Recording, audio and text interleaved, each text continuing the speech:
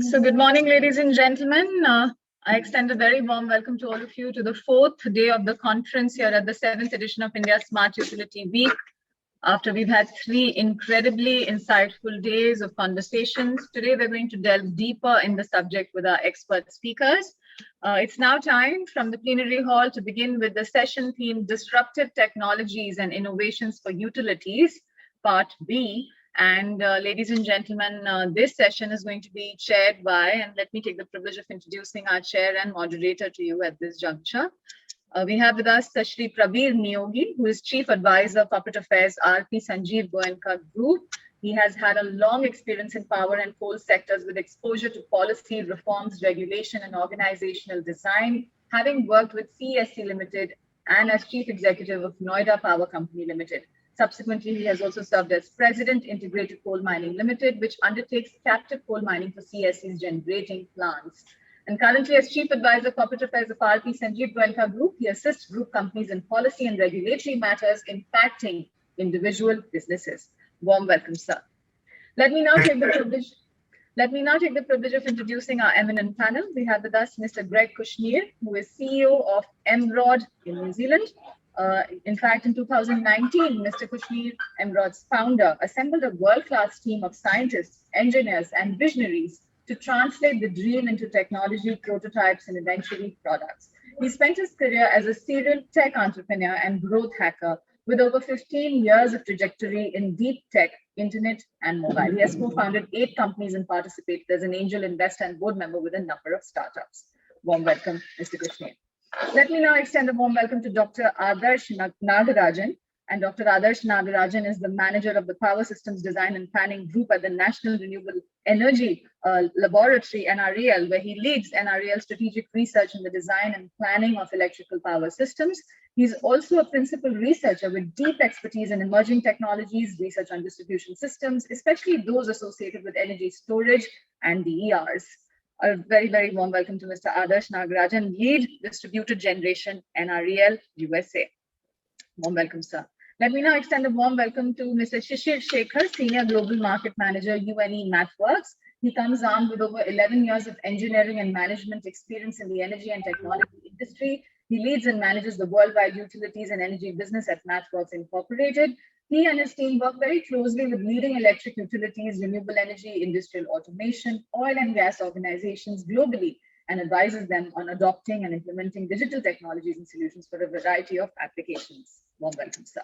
Let me extend a warm welcome to Mr. Jitendra Nalvaya, VP System Operations, VYPL. He comes on with a professional experience of more than 25 years and has worked with leading organizations in the Indian power sector. He's an electrical and electronics engineer from Manipal with a proficiency in general management from Indian Institute of Management, Lucknow. Further, his expertise in power distribution spans in PPP models, privatization, and franchisee operations. He's led various strategic roles in the domains of commercial operations, project management in oil and gas, power distribution, renewable energy segments. And I'd like to extend a very warm welcome to you, sir.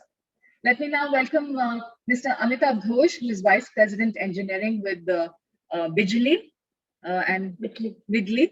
As VP Engineering, he's responsible for the engineering and delivery functions across the company's international locations and heads the India office. He's a seasoned engineering leader with over 20 years of experience in building highly scalable web-based AI-driven products and platforms for consumer, internet, and enterprises, both in US and India.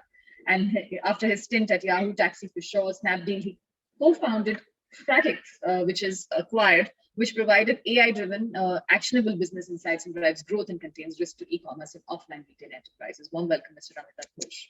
Let me now extend a warm welcome to Mr. Akilur Rahman, who is Chief Technology Officer with Hitachi ABB Power Grids. He comes on with over 30 years of experience in research, business, R&D, technology management, engineering, business and product development in ABB. And ladies and gentlemen, he's held various international and global roles in India, Germany, and Switzerland. He was responsible for building up ABB's global automation software product development in India and led global engineering and cybersecurity and process automation at ABB's corporate research in Bangalore. Warm welcome, Mr. Rahman. Let me extend a warm welcome to Mr. Sumit Gupta, CEO, Asset Plus Consulting. He has been a solution evangelist for smart grid, renewable energy, and power management in the past. He brings in over 20 years of industry experience spanning over domains of energy and utility, currently providing direction to Asset Plus Consulting as founder and CEO, a startup focusing on strategic decision-making support to utilities. Within power, renewable sector, oil and gas, water, infra, he has created offering addressing the core areas like energy forensic analysis, controlling power revenue assurance and theft, load forecasting and power procurement solutions, demand response for distribution utilities and energy sales. Warm welcome, sir.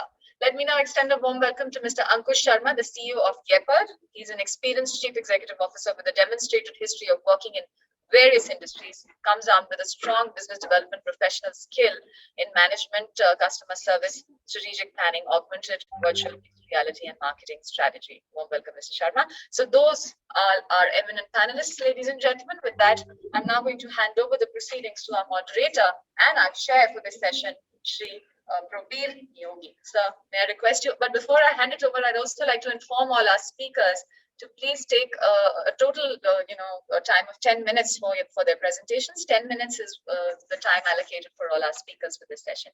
With that, once again, a warm welcome to our chair and moderator. I'd request you, sir, to kindly take over the proceedings. Mr. Newby.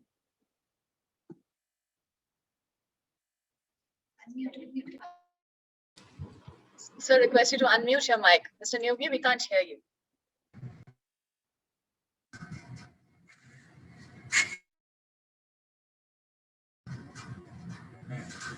Yeah, good morning. Is it fine now, audible? Yes, sir, you're audible. Thank you so much. Yes, quite a daunting task because we have a galaxy of speakers.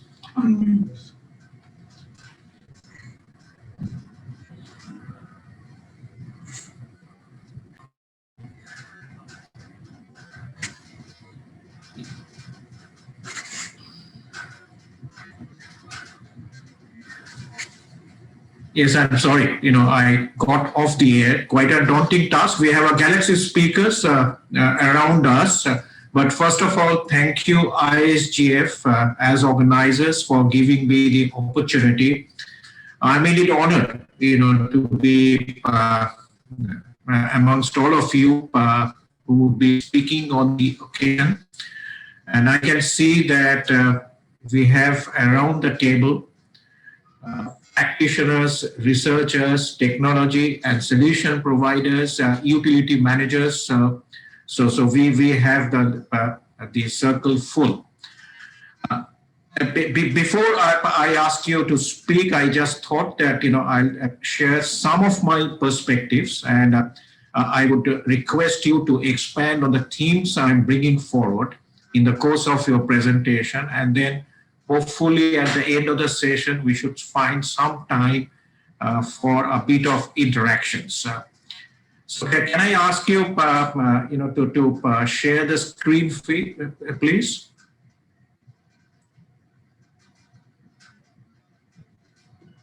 For the presentation? Sir, just a minute, I am doing that. Okay, yes.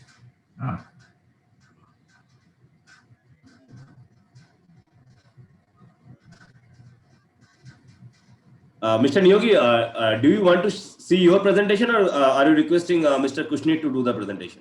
No, my presentation, so there's just 4 slides. I thought that I'll share my thoughts and then I hand over the floor to the speakers one by one. Mr. Kushner, can you stop sharing, please?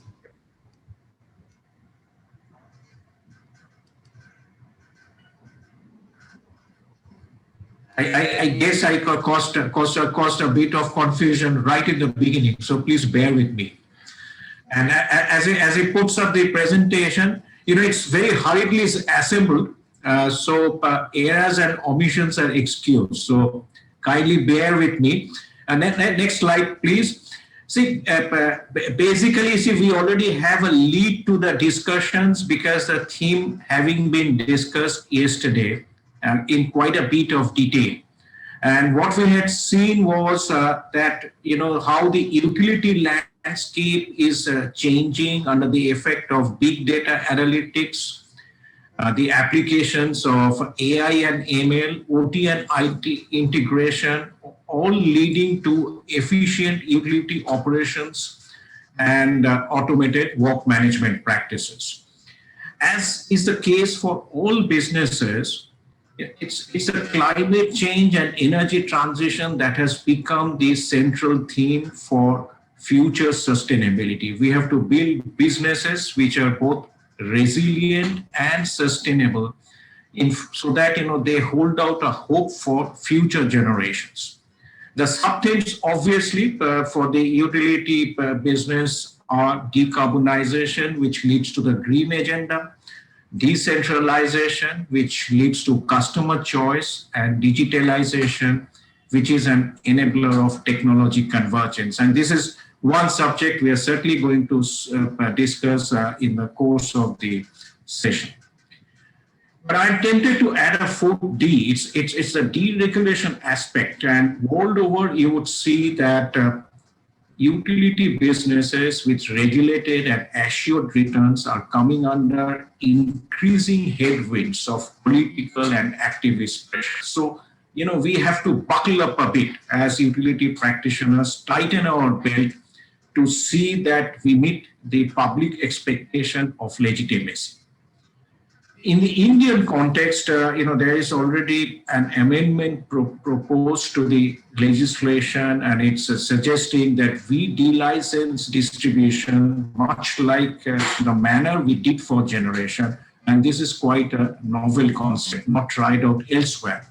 But the challenge is that businesses will be split up if it happens, and then you will face increasing competition as well as the challenges of meeting consumer expectations. So moving forward, obviously, we need to create earning opportunities to to sustain the utility businesses, and we have to very closely examine how we generate revenue by exploiting new domains. Next slide, please. So the dynamics are obviously changing, and the one good thing about the pandemic, has been the wake-up call.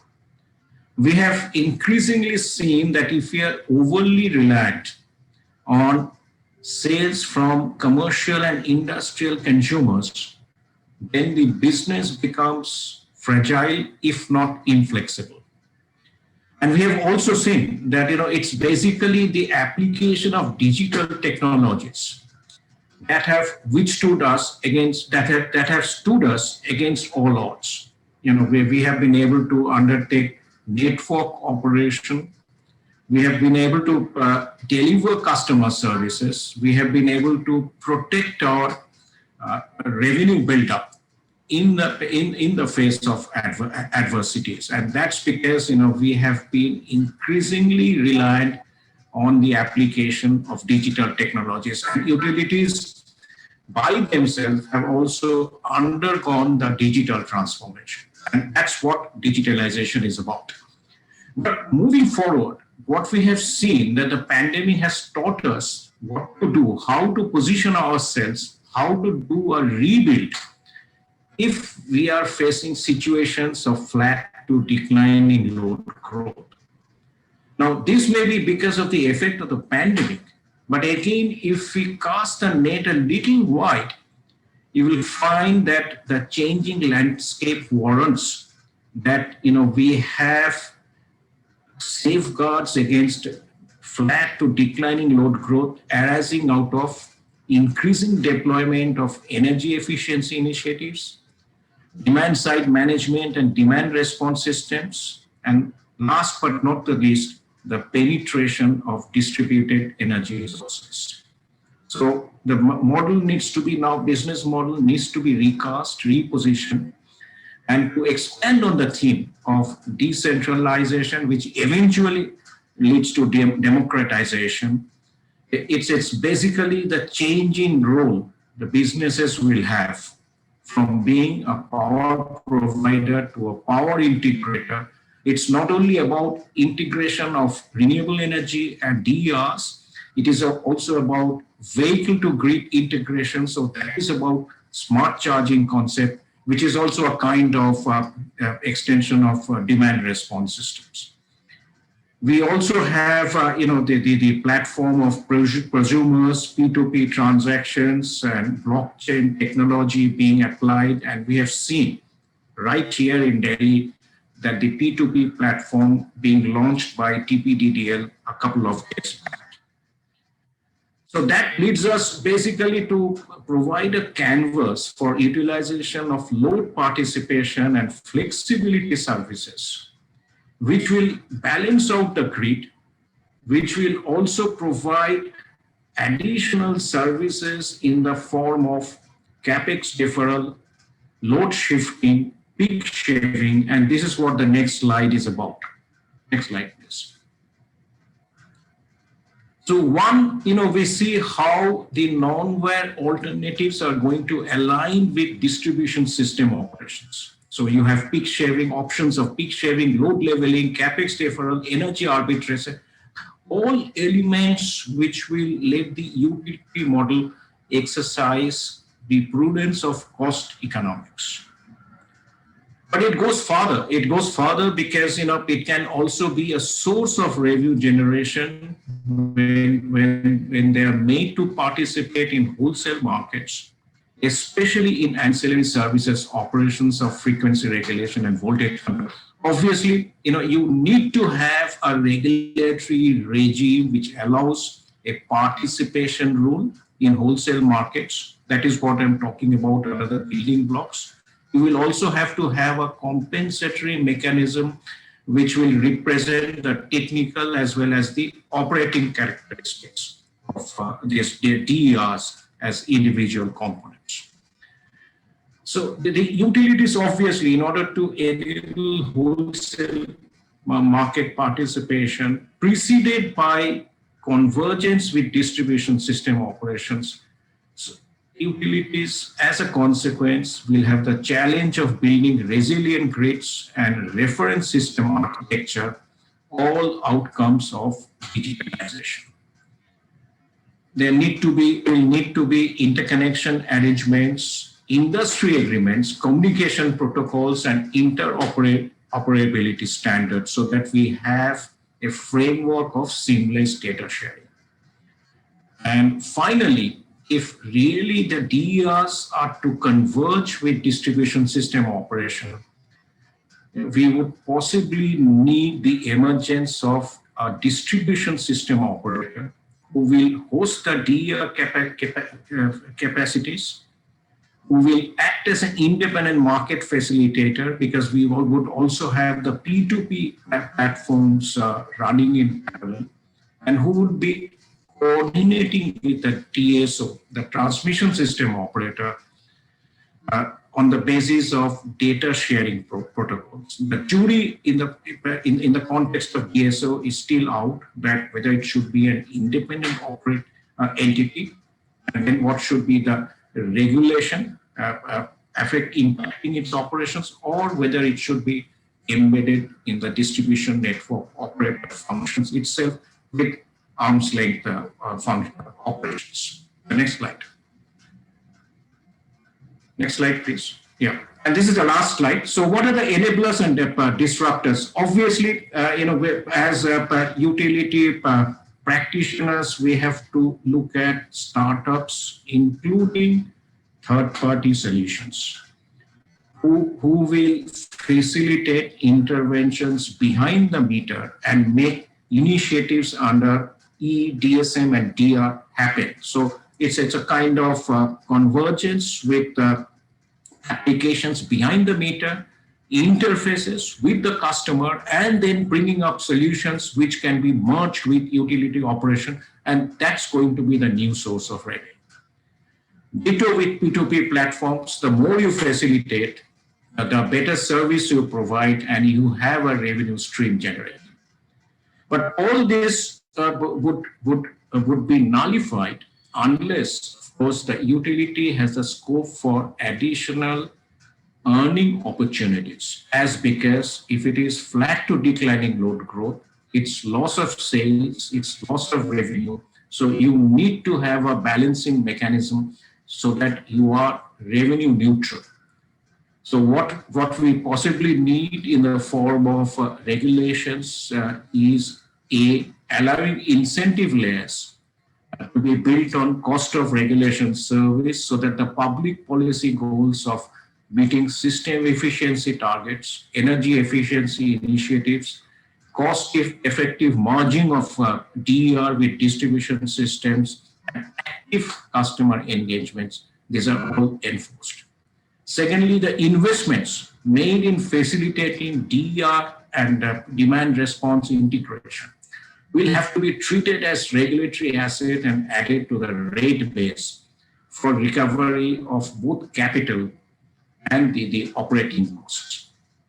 Finally, it's the new funding avenues, because the startups will come in, third-party solutions will have to be examined that will demonstrate enhancements in sensing, communication, and data analysis, and we need to have innovation funds being factored into the utility operations, which is what UK is doing. But then, but there are caveats. If utilities, don't rise to the occasion and they don't adapt themselves to change, then we see that there are big disruptors who are already part of the cake. I would say a piece of the cake. It's big oil. Name any. They are making the shift from molecules to electrons. And these are the examples that, Pure Planet has been acquired by BP, Direct Energy has been acquired by Total, and Direct Energy is present in Belgium and France, Pure Planet in UK. And they are both electricity retailers, which means both BP and Total leveraging on their own strength of retail energy trade are now eyeing retail electricity business. Ditto with big tech. Apple, for example, has a retail license to sell electricity from renewables, and they are not eyeing the bulk supply market. It's a retail supply market which they are eyeing, and that's why they're sitting pretty with a retail license, and we come in when a time is opportune. And finally, of course, it's Tesla, who's come up with an energy plan in UK, offering discounted tariff to homes with solar power and power all installed. And the savings are as much as 75% against tariff offered, which I've quoted there.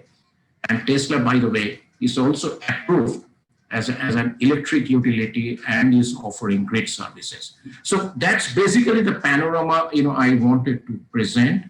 I would be quite happy if you would like to expand the thoughts with your perspective. But for the present, let me now hand over the floor to the speakers one by one. And can I now invite Mr. Greg Kushnir to present his. Thank you, Namaste, and hello, everyone. My name is Greg Kushnir. I'm the founder and CEO of Emerald. Just going to share my screen with you in a sec.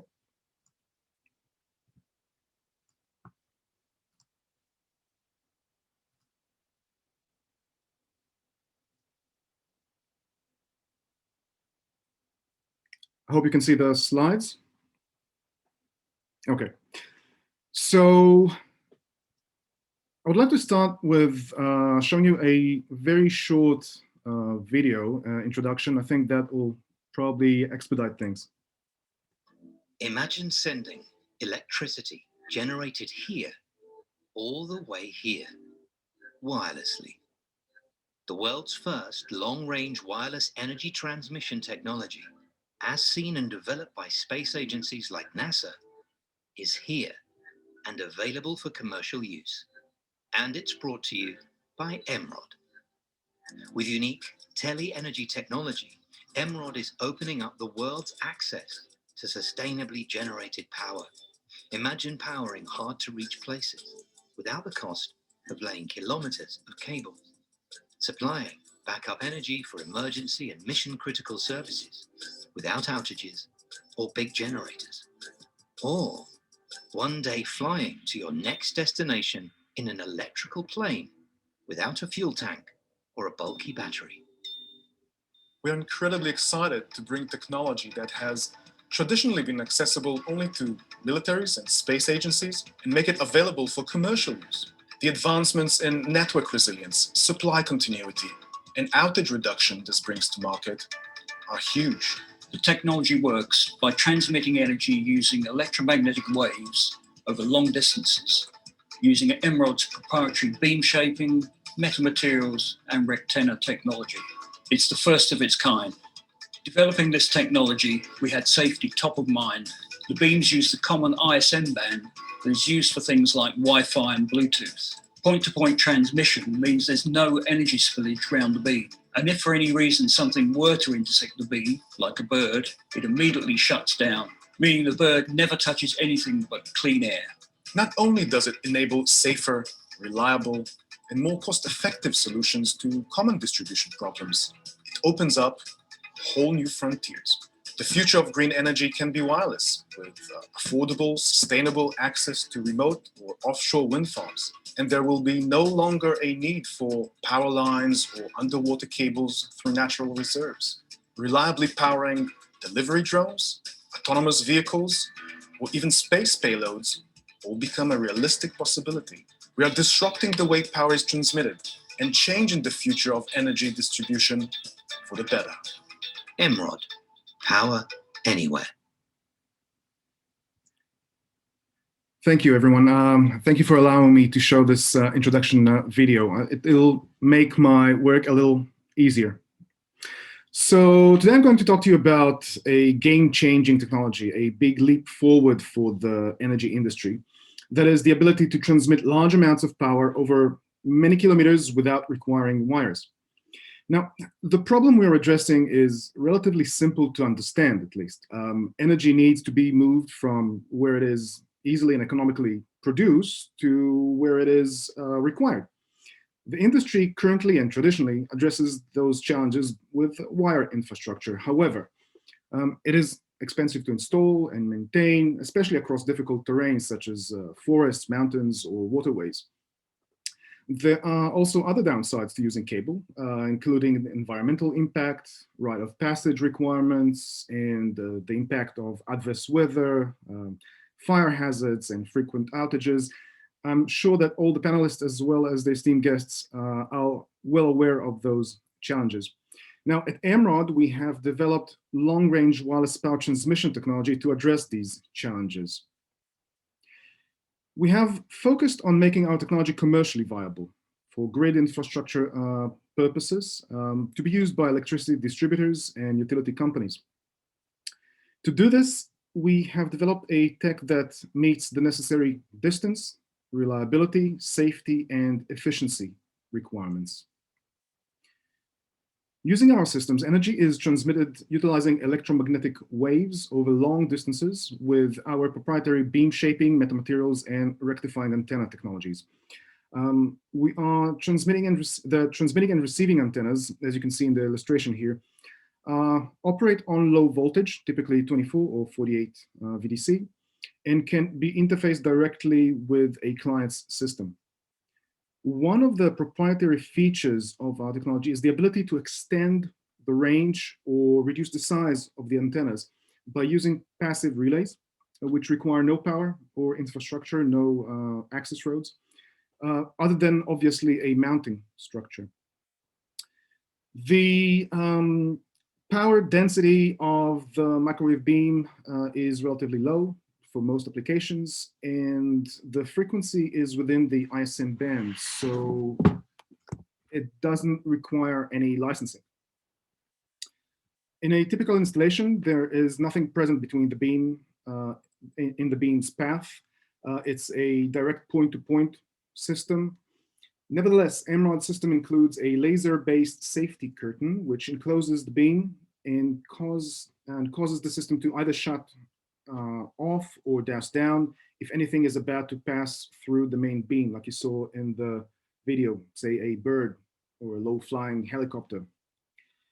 Current end-to-end efficiency capabilities of the system are around 60%, and we are pushing the efficiency up as we keep improving the technology. One of the use cases that we're working on with our early commercial partner, PowerCo, is an edge of network solution. Eminent technology can be utilized to beam power from the edge of traditional poles and lines network directly to a consumer, as shown in this image. In this case, it's a small farm. Or where longer distances are involved, Emerald's passive relays provide a cost-effective way to extend the wireless transmission distance. Now, renewable energy sources that have been discussed here before, they can be hard to connect back into the grid because of the high cost of laying down those the infrastructure, connecting it back to the grid, and obviously the long time to deploy. Off-grid solutions are becoming more popular, mainly recently because of the cost of the solar panels. The cost of solar panels have decreased significantly in recent times.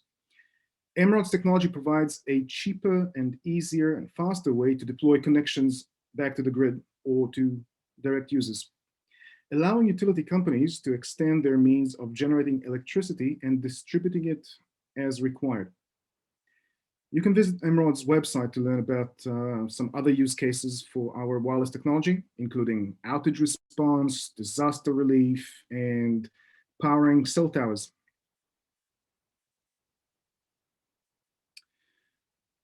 So to sum things up, we have developed a prototype in partnership with PowerCo, which is New Zealand's second largest electricity distributor. This system is now complete and currently undergoing testing ahead of a planned field trial. We're also speaking to companies from around the world to progress pilot projects. At this stage, the projects that we're looking at, the ones that make more sense for us, are the ones that are transmitting smaller amounts of energy, so say anywhere between 10 and a couple of hundred kilowatts, typically across challenging terrain. For example, the edge of network scenario that we've shown before. We're prioritizing the implementation of these projects in the first half of this year and plan to move on to larger scale commercial deployments later on in this year. If you see an opportunity to work with Emerald and utilizing our wireless technology, or would like to learn more, please get in touch. Thank you. Thank you, Mr. Kushner. And you were absolutely to the point, and you have taken us from the realm of Wi-Fi to hi-fi to sci-fi. I think we are now in the realm of science fiction, and you know, it's a great edge capability which you are now creating in order to have electricity reaching out to all nooks and corners. That's quite interesting, and we would be quite keen to follow the progress you make as you bring the pilot in implementation. And very critically, you know, we would be quite keen to see that the way we are struggling with transmission planning and access in order to have bulk capacities of renewable energy conveyed across the country in different regions, because the time zones are different. So obviously the variances, the uncertainty, everything has to be coped with. So obviously, you know, this is one element we would like to see if it can be covered by the grid edge technology. What you are trying to offer. So maybe, you know, we can come back to you at the end of the session. Thank you very much, you know, for being to the point, for being brief. And let me now request Dr. Adarsh Natarajan to present his views. Dr. Natarajan. Hey, thank you. Oh, it's quite hard to go after Greg. That was very interesting content. I was visiting your webpage. Bear with me a second as I bring up the slide deck. Can anybody confirm that my screen is being shared? Yes, it's visible. Very clear. Thank you. Good then. So this is a great opportunity for me. Thank you all for giving me the time to share some of my thoughts. I am from National Renewable Energy Lab. I've been there for the last 6 years closely, and the content that I'll be presenting today will be is what NREL is doing along with USAID and Ministry of Power with utility partners BRPL and BYPL. I see Mr. Jitendra here, Nalvaya here. We work with him on one of the projects that I'll be talking about here. The topic that I'll be talking after deliberating on so many ideas, I felt preparing utilities for the future is what I felt is more appropriate. The distribution utilities are facing challenges, as you all rightly understand, and in the forefront of handling these challenges. These can be looked at as challenges, or these can be looked at as opportunities. It is depending on how we look at it and leverage them. Some of the technologies that are being integrated onto the power grid, solar storage, electric vehicles, they can be utilized the right way, and they can bring advantage to the system. So on that topic, with partnership with USAID and BYPL and BRPL, we are trying to identify realistic solutions that can actually works today and for the future. And we are looking at possibilities such as how improving visualizations, developing open source solutions, employing demand response as some of the key entry topics for this, for utilities to starting advantage of these technologies.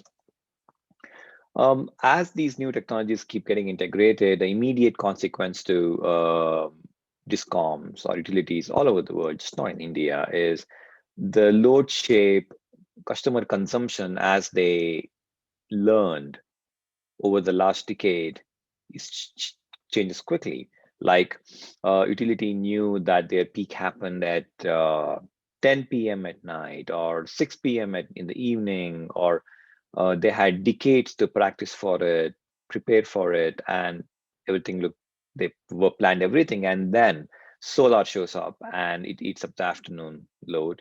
Then EV comes up and increases the night load, and storage is a choice that customer can choose to buy, and that eats up the load differently. So at the end of the day, the overall consumption profile of a consumer is pretty much unknown. It's kind of challenging. There are numerous parameters that affect the shape of the power, even if you look at distribution transformer level, or if we aggregate it to the feeder head consumption level. So as a solution to that, in collaboration with BYPL, we started working with a solution, an open source solution called Evolve, where a utility should be able to input the situations they are in, or prediction of electric vehicles, what they know, right? They know that there will be a X percentage of electric vehicles in terms of two-wheelers, rickshaws, cars. They know there's so much of solar. They know so many things. All they need to do is put the knowledge that they have into a dashboard, and Evolve is a tool that we developed that any utility can use to visualize how their load consumption looks. The idea here is visualization helps to understand how to control them and plan for them. And also the question is, they can forecast how the future looks depending on technology integration that they're anticipating any given day. If any of you is interested in leveraging this, let me know. It's pretty much an open source tool. Anybody can leverage it and use it. The other need I realized could be that we can address is demand side potential, demand response. in other words. Utilities are in a business where they need to prepare for the worst case scenario, which is a peak load, and the peak load happens for few hours in a year. The investment they do is really, really high to just cater to those few hours that happens in a year. In collaboration with BRPL, we are looking at how can that peak load be managed and what are the cost benefits that you can achieve. And we are taking a complete step towards customer intention and participation in, as we are working with USAID, we currently did a survey for a few hundred customers in New Delhi, the region of BRPL, and we figured what sort of incentives and mechanisms will actually are realistic to India.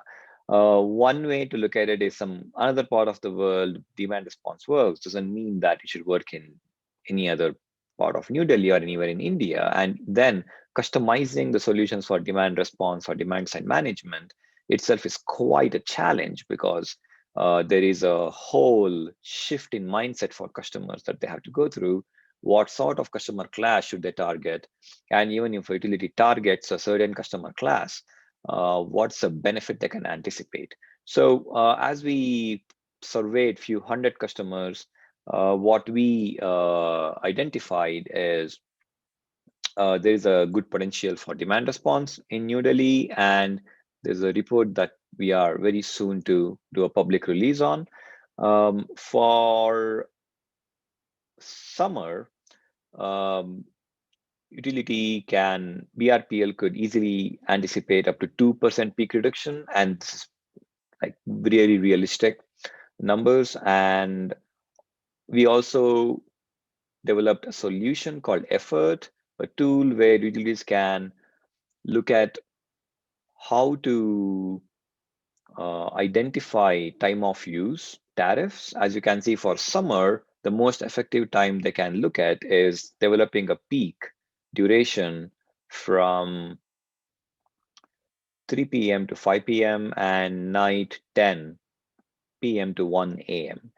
For winter, utility could expect up to 3.8% of peak reduction, and the peak could be just single peak from 9 to 12.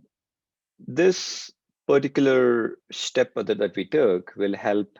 Any utility can just jump in and use the tool and come up with a realistic solution. We did quite a bit of hard work on making sure that there's a right expectation for one. At the same time, the steps that utility can take to walk towards embracing these technologies and leveraging these to appropriate solutions. So key takeaways that I want to summarize is, as a national lab, we believe in providing solutions that answer questions today and can be used for the near future. So one key ability is to visualize the future state of customer consumption, and that's the tool Evolve that we have developed.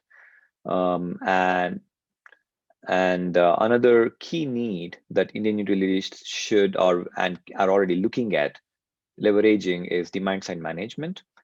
And then the associated questions that come as, what sort of customers should they target? What is the time of use tariff should they step into? What sort of technology should they use to leverage these? And that's another solution that we have developed Effort, and there's a solution report that we'll be releasing very soon. So in this series that we have preparing utilities for the future, we already have a report that's public, where we looked at leveraging energy storage at distribution transformer level for better utilization of assets. And there are two other projects that we are very soon to make a public release on, one with BYPL on visualizing and preparing utilities for customer consumption, and the third effort with BRPL on unlocking demand side management and how to initiate customers into responsible consumption, making them accessible to incentives and taking advantage of it. That's all I had on my side. Thank you.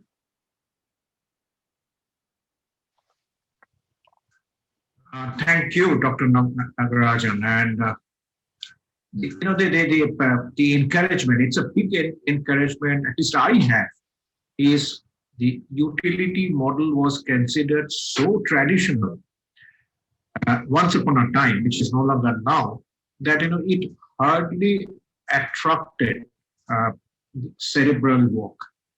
And today, I found that researchers like you, and obviously you have a trait of working in the Indian context, that researchers like you are spending so much of thoughts, giving so much of your effort in utilizing systems which will come to the rescue of the utility as a rejuvenated model. And the fact you have brought out so forcefully is there's a role of DSM and DR. And in future, moving ahead, as we talk of DR as a package, it will possibly have all possible components. It will not only have the elements of renewable energy generation, but also the components of DSM and DR, and all possibly packaged into microgrids. And that will be eventually the canvas we'll have of DR. So thank you, Dr. Nagarajan. And we'll try and come back to you, if we have the time and scope. Thank you. I just want to say one quick thing. You use the word rescue utilities. I strongly believe utilities are driving the ship here. Although I'm brought up in India, I am working in national NREL now in Colorado. And when I revisited India with support from USAID, and I started interacting with Ministry of Power, and I started working with Mr. Nalvaya here, Mr. Abhishek Ranjan from BRPL, and I realized utilities in India are so forward-looking. Some questions that we are answering here, we're not even answering in California or Hawaii. It's very interesting. It's so motivating to work with utilities here in India, and the questions they ask itself generate research questions. So all I'm trying to do here with the support from USAID and utility partners here is basically listening to their challenges, that itself is, and their interest to solve challenges, pretty much. That's what's fueling the need here.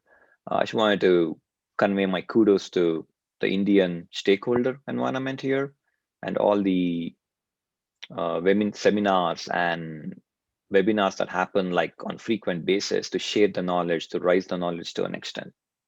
Great work here. Thank you.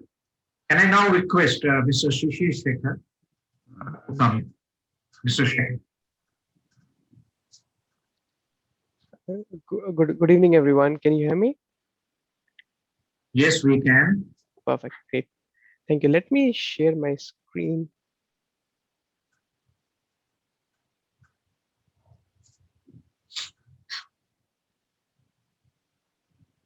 Please let me know when you can see my screen. Yes, we can see the screen. Sure. Yeah. Thank you so much, Prabir, and thank you so much, India Smart Grid Forum, for giving me this opportunity to present here. So, because the theme of this session is on disruptive technologies and innovations for the utilities and energy industry, and we were talking about renewable energies in this forum, I thought this would be a good topic to present on. Now, what we are seeing is increasing penetration of renewables, battery storage on the grid across the world, and as we see more of these renewables get integrated, that's going to bring in a lot more challenges on the grid, and how do we manage these different systems. And this is one of the projects that we did with KEPCO. It's the Korea Electric Power Company in South Korea, where they were looking at the virtual power plant management systems. So for this presentation, I want to thank Mr. Baek, who is from VGen, which is a which is subsidiary of KEPCO, who kind of helped me in preparing this presentation. So just to give a quick note about who we are, MathWorks, we are the maker of MATLAB and Simulink. Many of you might be using these tools within your organizations, or you must have used it when you were at university or at colleges. So we are a large organization present globally in multiple countries, and we do a lot of R&D in developing technology. And our technology is used across industries that you can see here, and that really helps us to validate and make sure that the technology readiness is up to a level where we can work with different industries and see them and help them innovate in the applications that they are working on. So within MathWorks, I'm responsible for the utilities and energy industry, and this project was very close to MathWorks because we are seeing increasing trends in the interest of virtual power plants. So as many of you know what virtual power plant is, so as we get more and more renewables on the grid, we could kind of help aggregating all the renewables, and we could offset a dirty power plant. So that's a high level concept of the virtual power plant management systems, and different utilities want to develop the systems for different applications. So this project in Korea, what the local utility is seeing, that there's a huge change in climate. We are all addressing the climate change impact, and because of climate change, we are seeing a lot of dust problems. And because of this, the government of South Korea has a long-term vision where they want to increase the penetration of renewables by 2030. And this is a trend that we are seeing globally, to increase the penetration of renewables.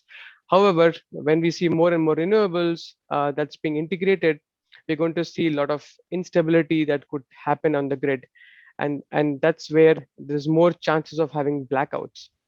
We recently saw an event that happened in Texas, while many people were kind of proposing, the main reason for the state losing electricity was loss of wind turbines, but that was not the case. But eventually in the future, when we see more renewables, with the renewables losing renewable systems could be a possibility of increased blackouts.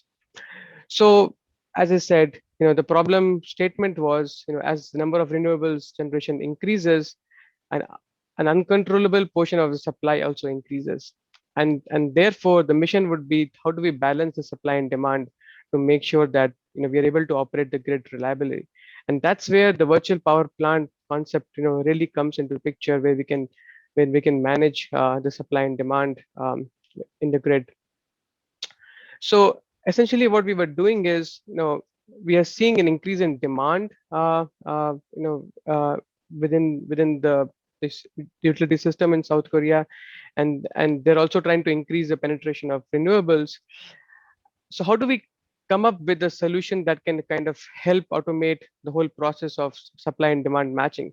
And that's where the areas of prediction, optimization, and control, and economic dispatch will play a key role in developing the virtual power plant management system. So as you can see here, on the supply side, so there could be two aspects that utilities might be dealing with. One is on the supply side, and one is on the demand side. Here you are more concerned on the supply side. So how do we improve the prediction, the forecasting, and then optimization of the renewable energy assets, battery storage?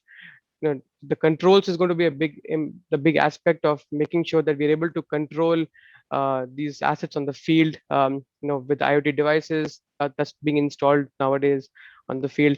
And of course, also be able to participate in energy markets and trade electricity, end of the day, and make revenues from trading. So the whole solution was based on that concept. So the aggregation of small distributed energy resources, and then integrating that with more increased accurate forecasting, and ultimately doing the optimization and scheduling, where you could be able to match the supply and demand, and ultimately participate in the energy markets. So the configuration looks something like this. So as part of the virtual power plant management system, you have the VPP engine, You have your prediction system, which does your your forecasting both on the generation side and on the demand side, and then you have the optimization system that's running, and basically you're able to aggregate all the data that you're getting from different sources, either the weather data, the data from your grid, the data from your different renewable energy systems, battery storage systems, and ultimately all this is aggregated. The entire system is running at the control center where the engineers or the control system operators are able to take necessary actions. And ultimately, you're interfacing with the power exchange. In this case, it was the Korea Power Exchange, where you are able to trade electricity. So, the crux or the core of the entire technology was using different approaches. So here you can see at the going from top to bottom. At the top, you have the AI-based prediction system, which is able to automatically collect data, that's needed to do forecasting and develop the forecast models. In the center, you see the engine, which does your prediction, your optimization, and then on the right hand you can see you can use this for different you can develop different forecast models for different application areas. So either that's the load prediction model, the renewable energy credits model, or the generation forecast model.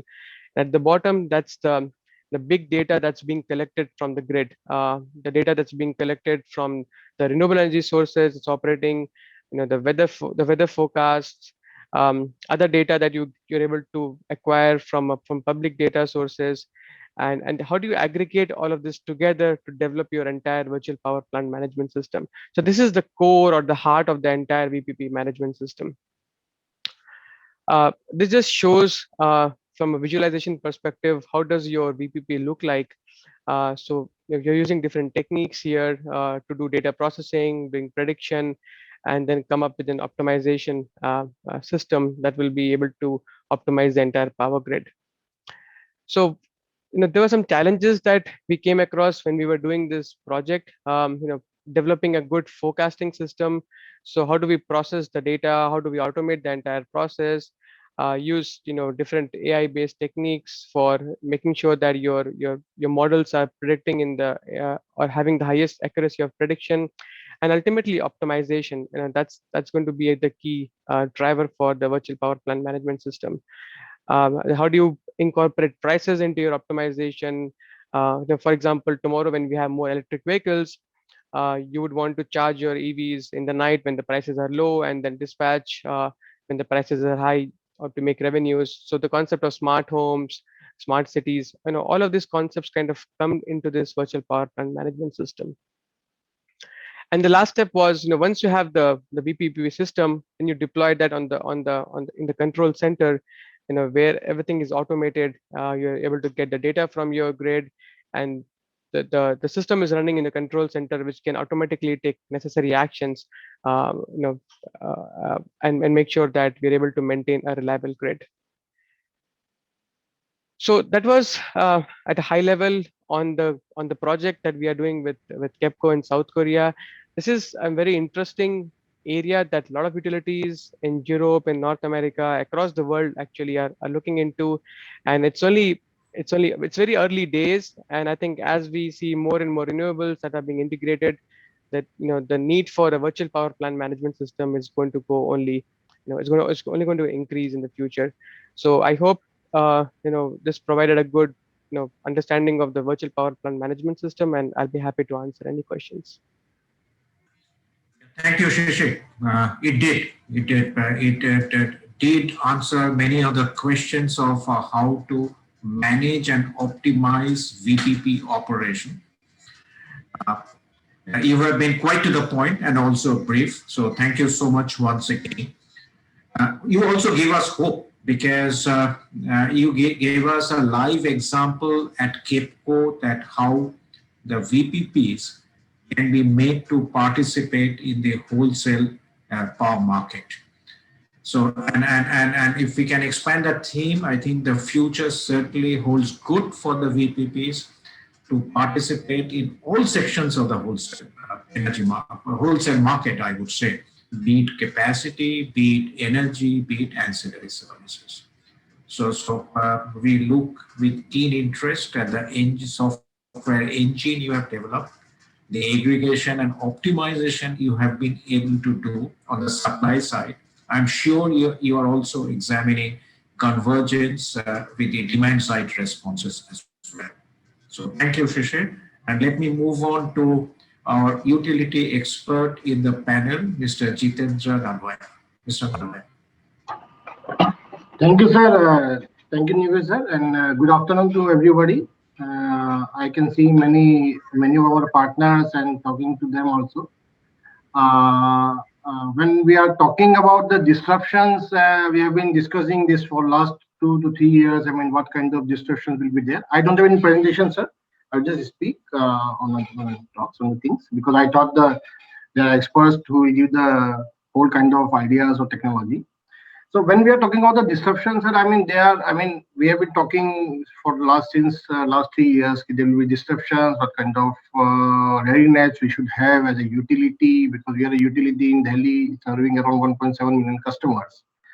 And you rightly said about the 4D. I mean, decentralization, decarbonization, digitalization, deregulation. These are the main pillars which we should have on our future planning purpose. But one thing is very sure: this disruptions are not negative to us, and we may take it as negative, but these are knocking our doors. And we have already 30 megawatt plus capacity of solar rooftop in our distribution area with 1,000 customers. We are facing issues with the forecastings when there is a cloud cover. We are already having around 1,000 EV connections with the e-rickshaws, around 1 lakh e-rickshaws in our area. We are already having around 10 to 15 behind the meter power storage solutions. So we are working on this thing. But our view is we should, as a utility, we should work on 4 major pillars right now. I mean, when we are seeing the kind of technology change and the kind of operations with the utilities around the world is facing. One is the resilience, which you have also indicated, sir. Resilience in power system operation is very important right now.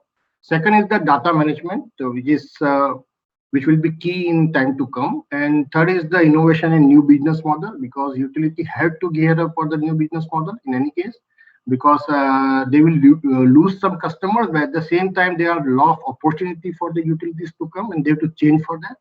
And fourth and most important is the change management. When I say change management, it is basically capacity development and the change management within the organization of working people, because our utility working people are basically the kind of field people who are not so acquainted with the technology change. So we need to gear up immediately to have some kind of training modules and other modules to let them showcase this kind of technology and let them be prepared to face the customer expectation. So when we are talking about the resilience, climate change is one of the major parameters. We have seen things in Texas, we are seeing in Iran, now the Saudi Arabia. Yesterday there was a lot of snow in Saudi Arabia, and they were not prepared for that. And in Delhi, when we say in Delhi, I mean, if the temperature goes around 47 and the night temperature goes around 40, what could be the planning for a utility like us when there is no cooling period for the equipment in our field?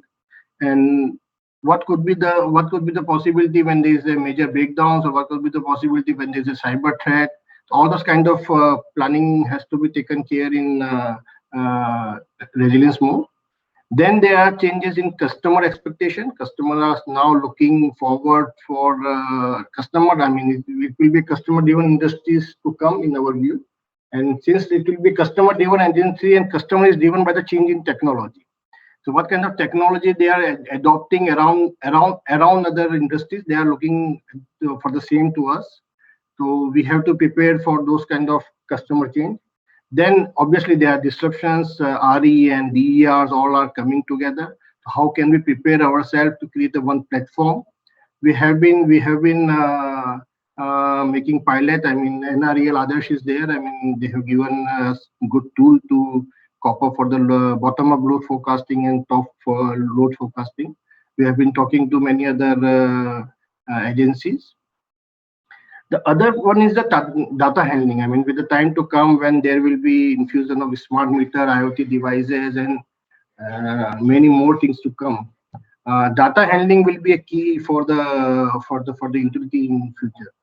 I was just talking to somebody in Google a few days back, and we were discussing about which is the strongest industries nowadays. Because in our view, it is Google, Facebook, or Amazon, and all those things. But they were having indication that the utilities are the best, strongest nowadays because they are well connected with the customers.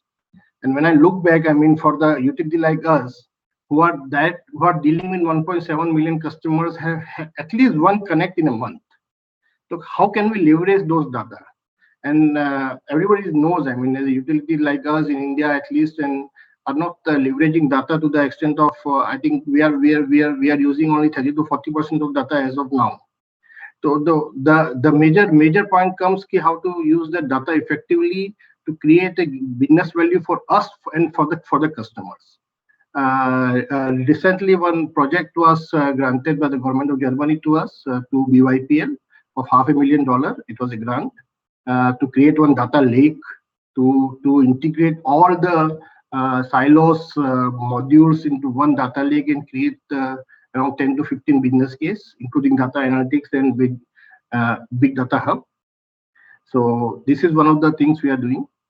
An innovative and business model, when we are saying, I mean, we have a lot of things in time to come when we are talking about the urban microgrid, we are talking about the demand response program, we are talking about the peer-to-peer blockchain trading, then the DUMS module, the utilization of advanced tool, AI and ML-based forecasting modules.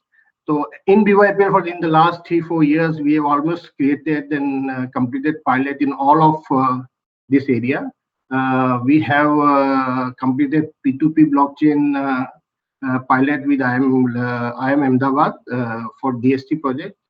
Then we have completed demand response program. It was basically 40 megawatt demand response, which was achieved.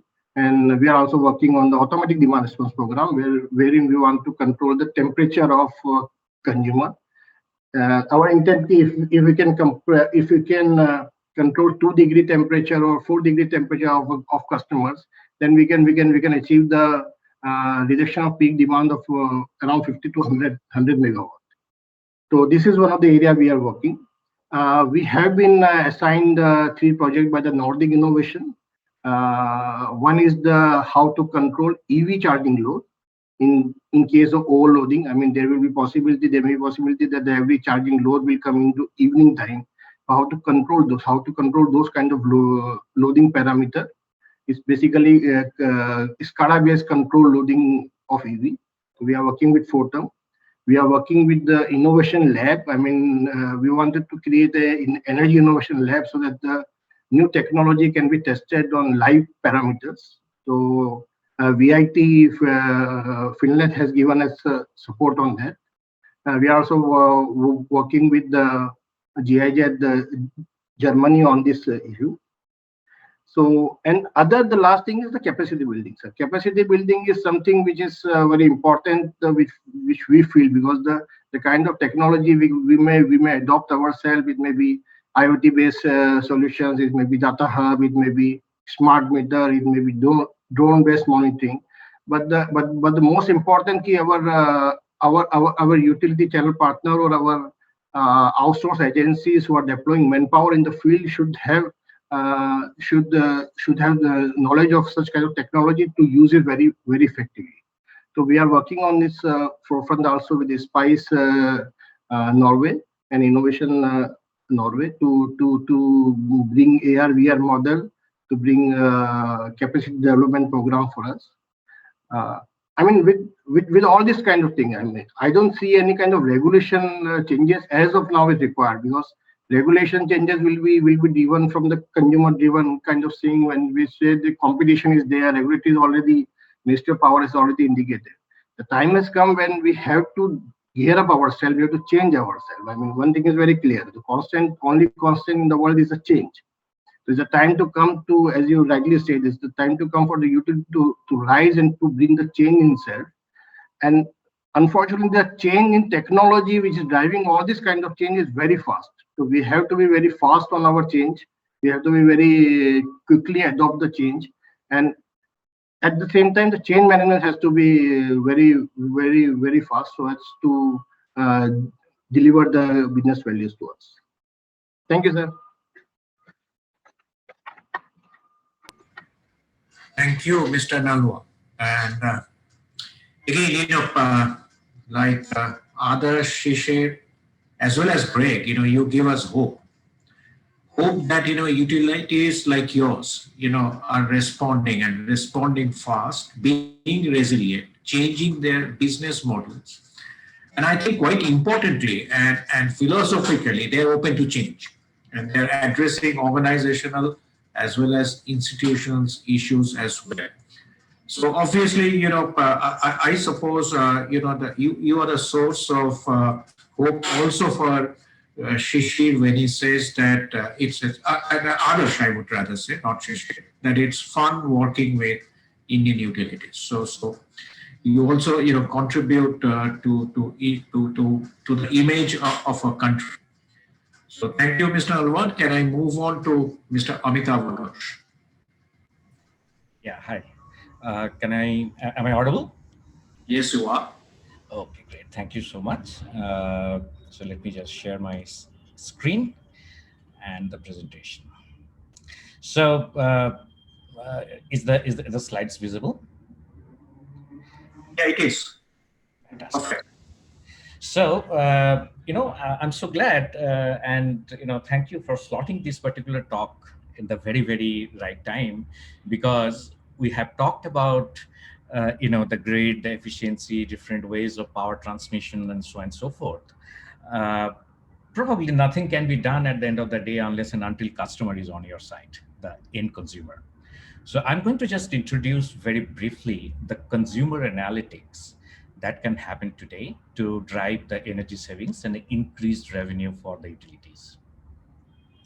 So one technology just want to introduce to the team, and many of you might already know about it, is something called an energy disaggregation.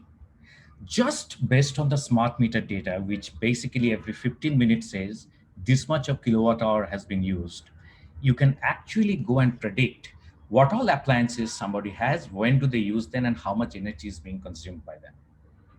And you can definitely do a complete itemization of customers' usage, which can lead to different applications like energy saving programs, better customer engagement, SMB load curve, revenue increasing like catching theft, cross-selling products to the consumers who has a scope of improvement to save energy, drive green energy adoptions like EV, solar, so on and so forth.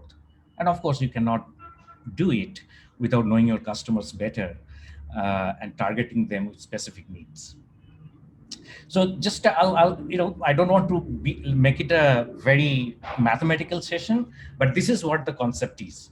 The concept is that when we take the smart meter data, and if you just make a strip out of it, so x-axis is what you call as the time of the day, like the first hour, second hour, third hour. And if you put the aggregate them and by the day, everybody's energy footprint will have a very typical footprint of like this particular strip. And what energy disaggregation does is that from this strip, it tries to go and figure out what are the things that are being used. We know that these sort of high during the summer, this particular area they have been using the heating quite a bit. There's a small strip when that particular person must have been on vacation. This particular strip of line might actually talk about they are using the pool pump, so on and so forth. So at the end of the day, when you get the smart meter data on the path which we are on to the journey, like, because, NDMC has already rolled out, Lucknow has rolled out, Chandigarh has rolled out the smart meter, and we have an ambition of 200 million smart meter rollout in the next 5 years. For every customer, we can pretty much say that, look, guys, what all appliances you're running and approximately how much energy how much money you are spending on them. And of course, behind the screen, we know exactly how much energy is being consumed by them. So this is just a representation, but when you actually look into our real graph, it will look like on the left side of the strip. You can't make much out of the naked eye. But once you start your AI to work, if you, let's say, transpose the temperature, the graph becomes much more transferable, much more interpretable. And here the yellow means it's a hot time, and in this particular thing, the temperature is basically the lighter the yellow, lighter the color is that much of cooler, right? And over here is, if you can see that during the evening, during the daytime, people are actually using a lot of cooling when the temperature is very high, and they are using heating at the when the temperature is very low. And when you take these two strips out, you get a residual, and you can further go ahead and interpret what the other appliances could be. And with the machine learning model, you can pretty much, with this sort of signature and amplitude, you can tell that what sort of power rating AC you are using, whether it's a true always on cooling or it's an on-demand cooling, so on and so forth, right? That's the power of the DISAC technology. And we have seen that when we have a 15 minutes worth granular data, we have been pretty accurate on predicting the energy consumption as we have received from the ground data, right? And as the granularity of the data increases, right? I mean, of course, a smart meter can give you data in 30 minutes or 60 minutes or even a month data. That is what we use today. Then we can only, if the granularity of the data increases, we can only go ahead and predict few things and fewer things. The precision of the algorithm doesn't change that much, right? So this is the power of the DISAC technology, and you can build a lot of applications on top of it. For example, just looking into it, you can figure it out, which is an SME versus a residential, right? You could see on the right-hand side, it's like a haphazard usage of energy. And when you look into a particular office space, you could definitely see that they have a certain working time. And after that, the office goes live. And sometimes there was people did not come into this office, and there are the intermittent breaks. So these are the per week, they have the weekly days off. But if you look into, much more, granularly, then you could actually go and figure it out. Okay, when you get a strip like this, it's probably an office type SMB where people come work and then go off.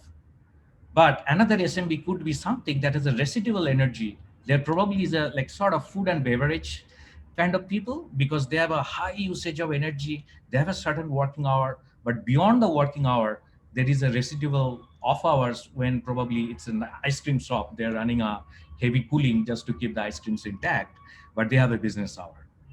So you can actually take step by step and map every sort of loads that a particular business might have. You might also go and check the theft detection. You would see that during the summer somewhere there is some partial theft that is happening. The temperature, etc., is not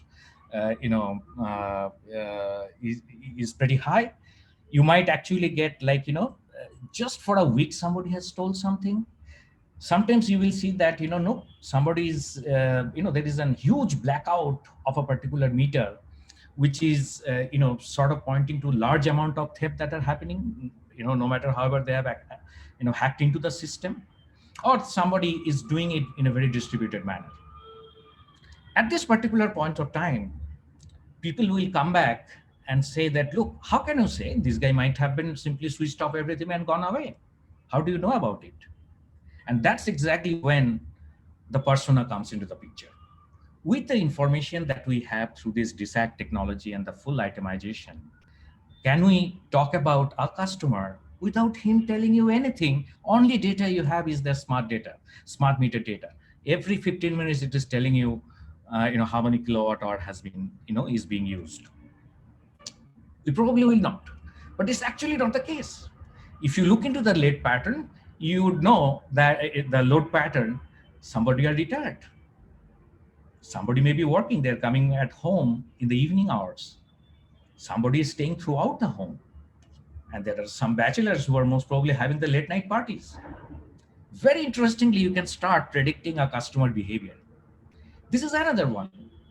One of the meter is talking about a very low amplitude heating appliance not being used every day. And there is a high amplitude heating appliance used extensively during the night hour.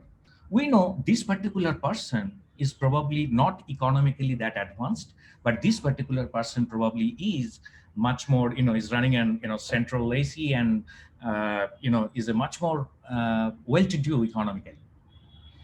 By doing a lot of such and such stuff, we can actually complete a particular person's persona, right? Now the Arun's profile is that he's probably 32 years. I do not know whether he's married or not, but we know that, what is his heating, what is his cooling pattern, what is his lifestyle, he's going to office, and so forth. Once you know a person that well, then you can do beautiful stuff. Like, for example, Anita can get a report that, hey, look, you spent 30% cooling during 1 p.m. to 6 p.m. last year. Check all the appliances that can shift off the peak times, right? That could be a thermostat, that could be an smart device and things like that. Or you can go and tell Anita, specifically Anita, that look, you have spent 720 rupees in cooling and that's 59, and where else are you spending? How much are you spending on your washing machine, on your refrigerator, and so forth. Just a different kind of insights that this person will get, which is quite different.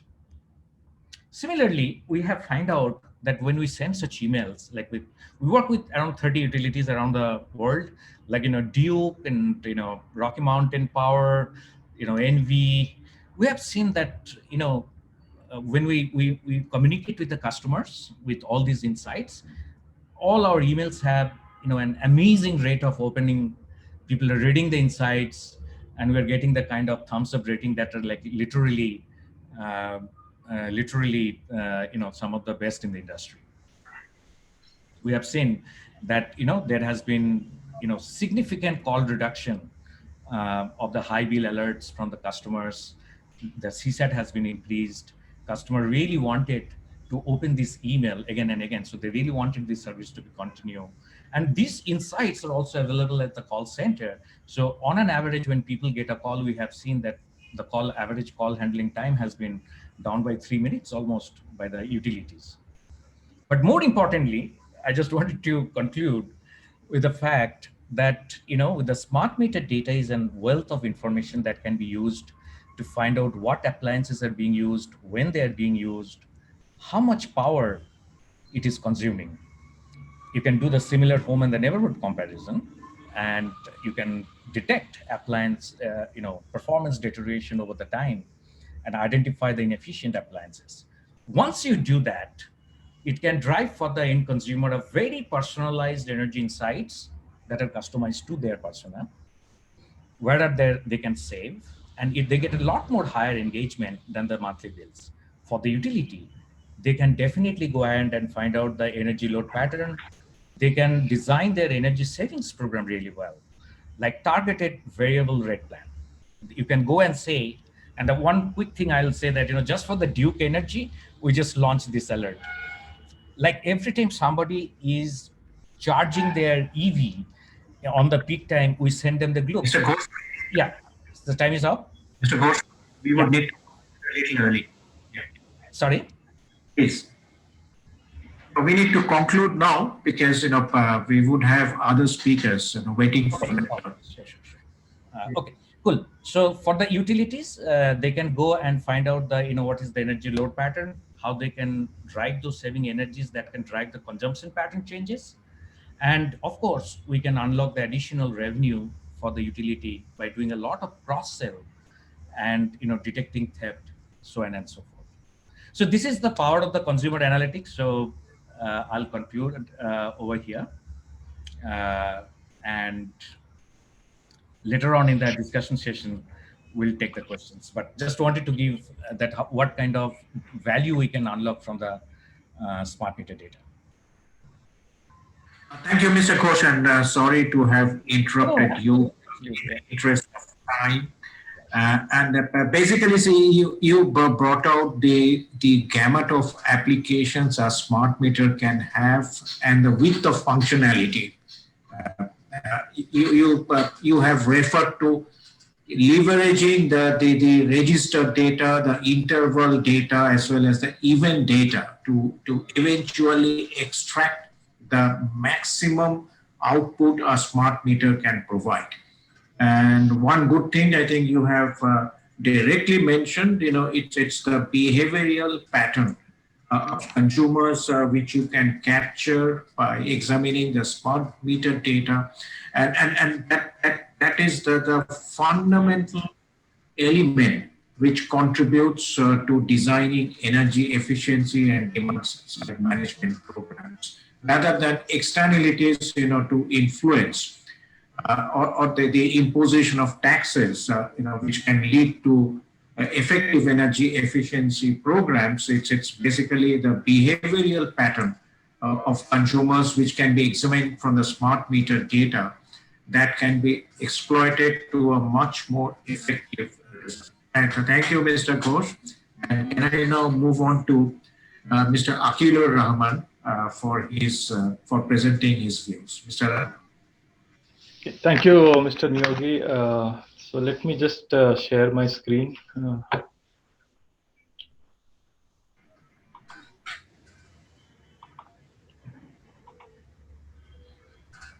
Yes, it's there. Please go ahead. Okay. So, good afternoon, all. Very happy to be here. Sharing my knowledge, experience, and also from our organization with you. And we have seen a lot of interesting technology and innovation in this session. I'll talk about disruptive technology innovation, which is the topic, of course, but also giving some examples of how we are doing it, what we are doing.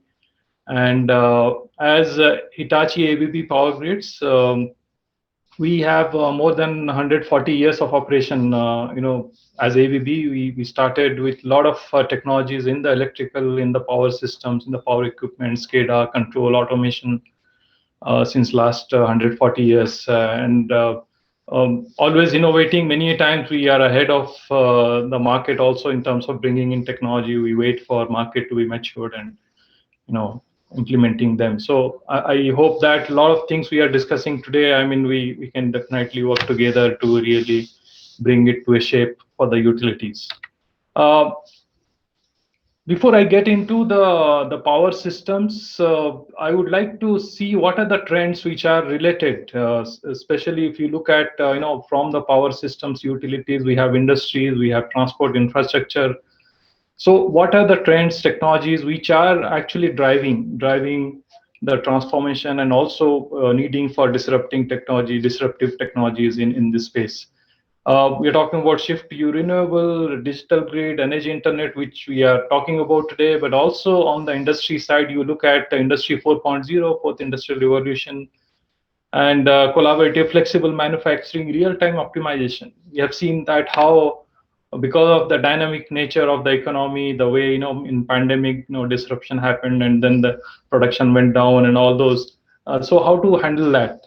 And looking at the transport infrastructure, we have smart cities coming up and also electric mobility in a big way, mobility as a service. So if you see the common thing here is, of course, the energy, the power, which can be driven, which can be managed, for the entire sectors, all the sectors with core technology, with automation technology, with digitalization technology we are, seeing today.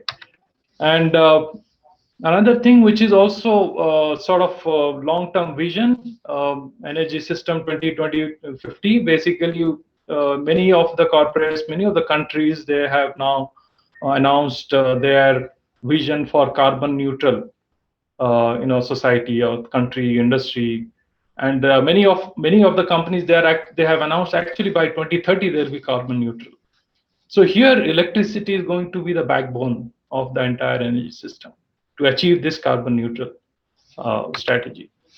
And looking at the future of power systems, so as I said, power system has been also early adapters of a lot of IT, information technology, automation, sensors, actuators, controllers, which we have been implementing last several years, 30, 40 years it has been there.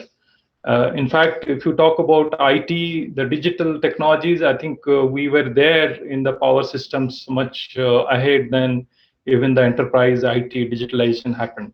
In terms of large-scale SCADA, large-scale automation, which needs actually the real-time data, real-time automation, real-time actions, and deterministic. So if you see today, and one, of course, the reactive, and a lot of proactive things we have converted them into the algorithm, running them on different devices, different systems, servers, network.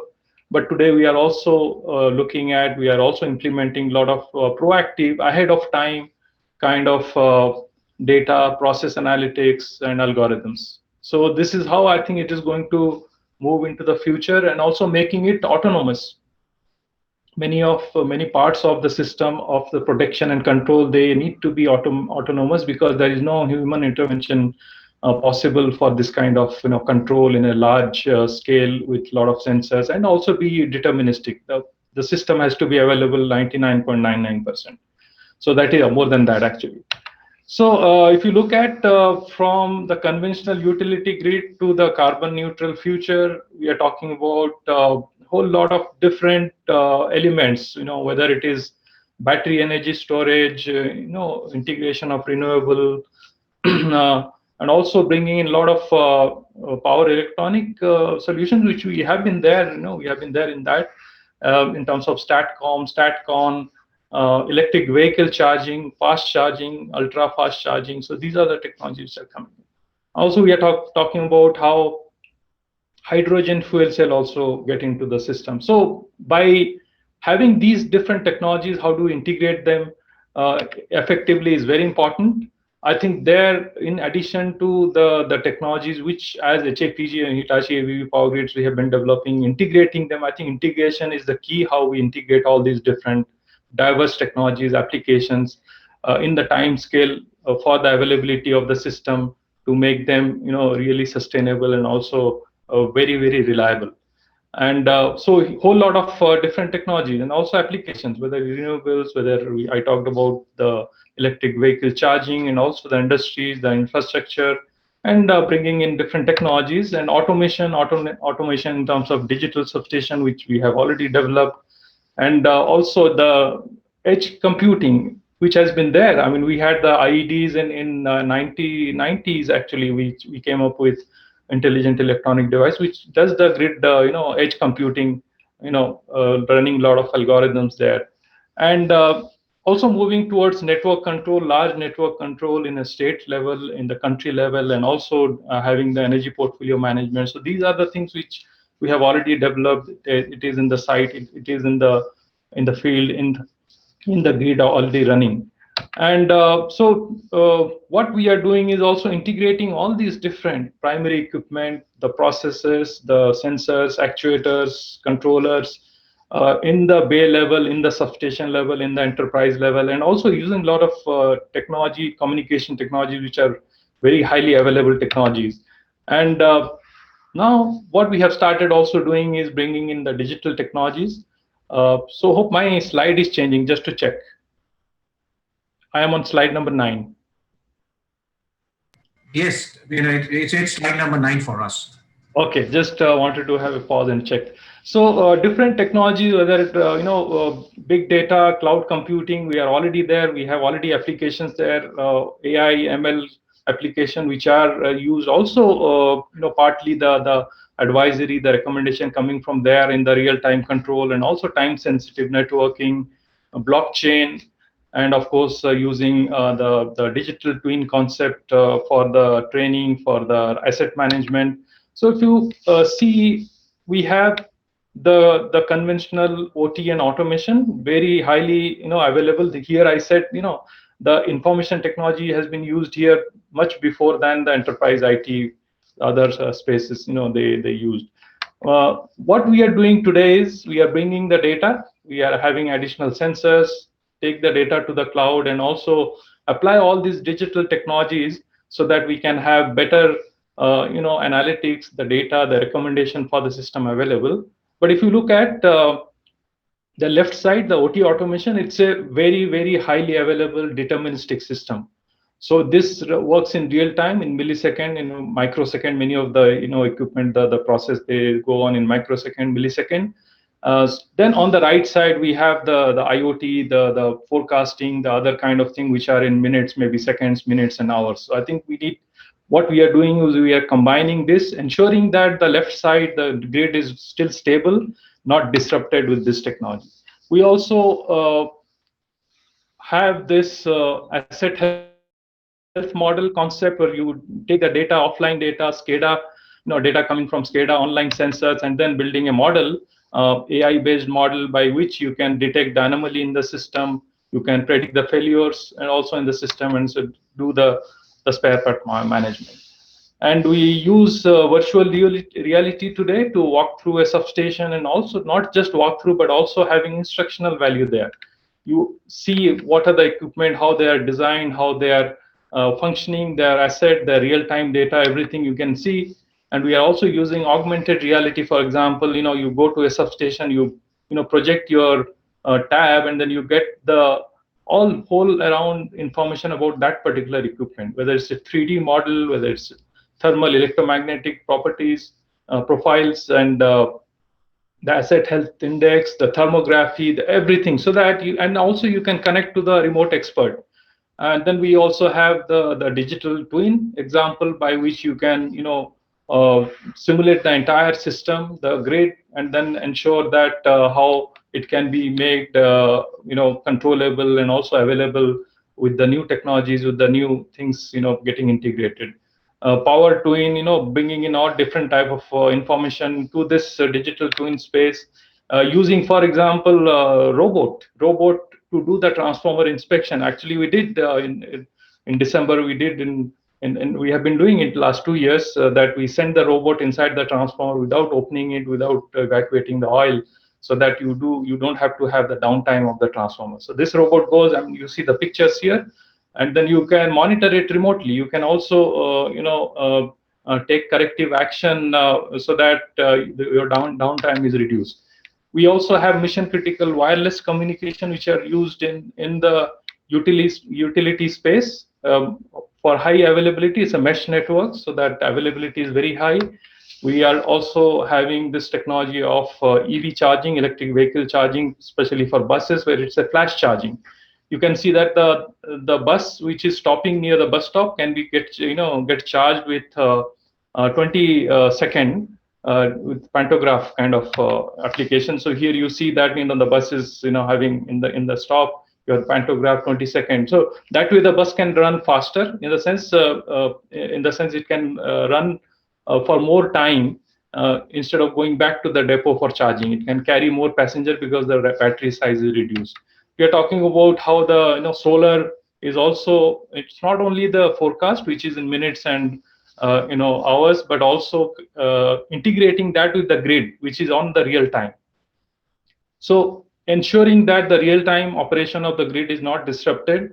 At the same time, you have all these the minutes, the forecasting also properly integrated, so that you can do the energy management properly. And we are talking about microgrid, where it can be in island utilities, it can be remote communities, urban communities, which can also ensure its operation reliably and stably with the grid. And finally, it is also how we can get the data from all the different assets, in addition to the process, which is network control, network management, and also do the analytics. So here again, bringing the data to the cloud. So we already have these applications. I think it's all about how we integrate these technologies, whether it's our own or maybe it is coming from other companies, other utilities. So finally, it is also important that how we can make the system secure. Cyber security, here also we have technologies, we have solutions available to make it secure, so that increasingly connectivity, increasing use of IT and also digital solutions should not make the grid unstable, whether it is in the conventional automation or whether it is in the IoT space. So We it's have to also go how, a little yeah. fast. Go a little fast, please. Yeah. Yeah, just in a minute I will, yeah. So we see that all these different technologies, different applications, they are connected in the automation, real-time automation, at the same time also in the cloud. And then we do this, analytics of process, very important, power system, the electric, transmission, distribution, that process, which is happening in millisecond, but at the same time also the forecast, which may be in minutes and hours.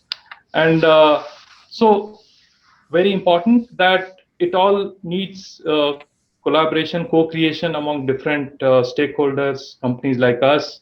And also we have seen a lot of examples today from different speakers, and also the utilities, they are adapting it and they're bringing in their experience. I think very important that we have a co-creation kind of environment to really apply these technologies and also make the system, the grid, more stronger, smarter, and also greener. So here we need also blend of the core technologies. So we have, as a HAPG, Hitachi ABB Power Grids, we also have experience centers. I would welcome anybody to really approach us and come and see. You can experience the core technologies of power system at the same time, the digital and how they're connected together. So with this, I complete my talk. So thank you very much. Mr. Rahman, and again, sorry to have interrupted you because we have speakers waiting for their turn.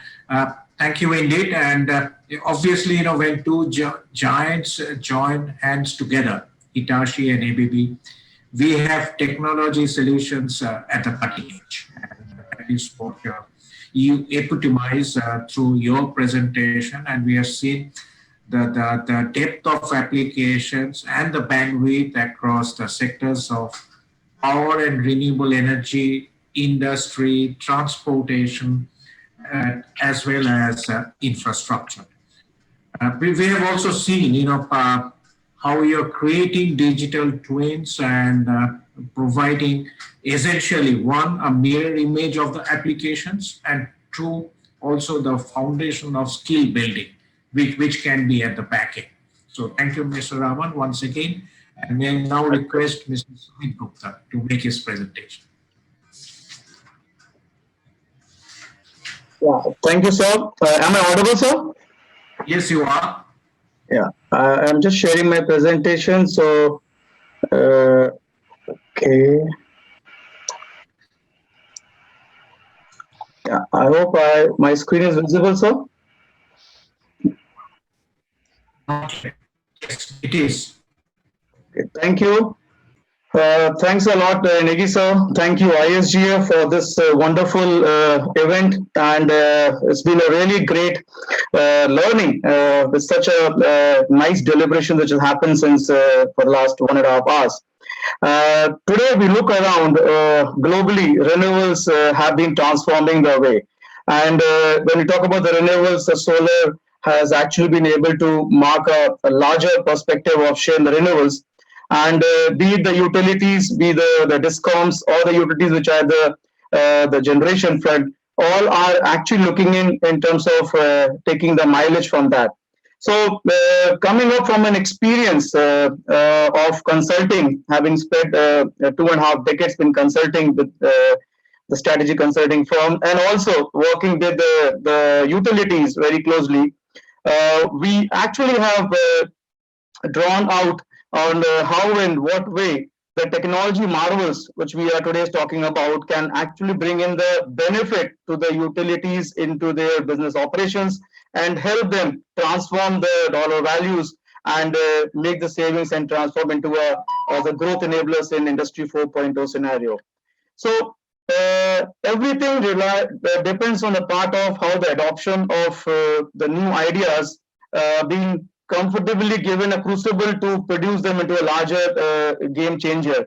And that's where I thank the BSA Rajdhani Power and Acme who have given this crucible over here. What you're going to be seeing it now furthermore as the transformation of using technology into the distributed grid and leading around how the nature of the power generation can be really smart, and underlying is the supporting hand from the various ministries with whom we have been working around.